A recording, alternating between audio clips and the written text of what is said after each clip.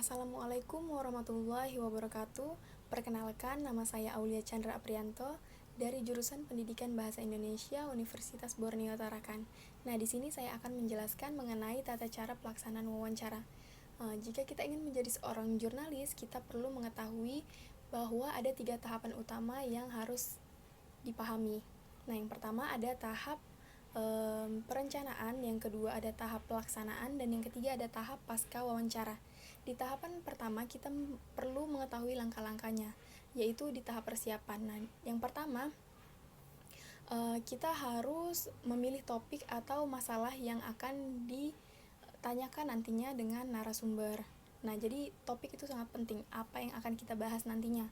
Dan yang kedua, kita harus memahami masalah apa yang akan kita tanyakan. Jadi kita tidak semena-mena hanya ingin menanyakan sembarangan mengenai topik tersebut, tapi kita harus tahu juga apa sih topiknya ini, mengenai apa sih. Nah, terus yang ketiga itu kita membuat pertanyaan. Jadi sebelum melakukan wawancara, kita harus memiliki beberapa pertanyaan terlebih dahulu yang akan kita tanyakan kepada narasumber. Dan yang keempat, kita harus menentukan narasumber. Jadi kita harus menentukan narasumber yang tepat untuk kita membahas topik yang sudah kita tentukan. Jadi narasumbernya tidak boleh sembarangan dan harus lebih memahami topik itu sendiri.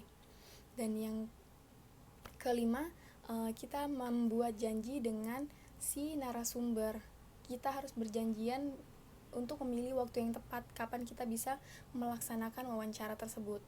Nah, kemudian yang kedua di tahap pelaksanaan. Di tahap pelaksanaan ini terbagi lagi menjadi beberapa rangkaian. Nah, yang pertama, di situ kita harus memperhatikan penampilan kita. Nah, jadi kita harus menggunakan pakaian yang sopan atau rapi ketika melakukan wawancara dengan narasumber.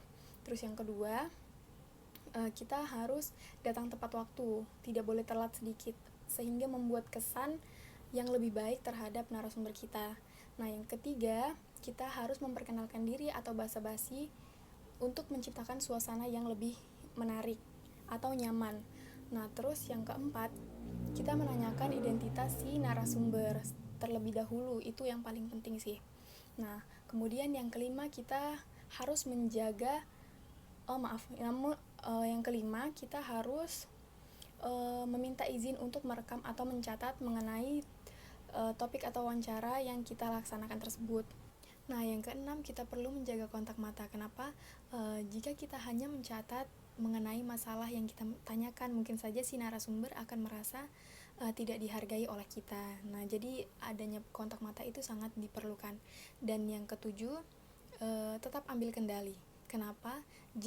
Jika si narasumber sudah mulai menjawab pertanyaan kita melenceng dari topik pembicaraan, mungkin kita bisa melanjutkannya ke topik berikutnya atau ke pertanyaan berikutnya dengan sopan, sehingga tidak menyinggung si narasumber.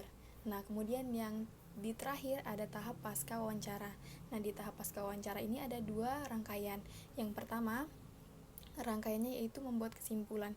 Jadi kita membuat kesimpulan dari hasil wawancara yang tadinya telah kita laksanakan, agar tidak terjadinya kekeliruan antara pernyataan yang disampaikan oleh si narasumber.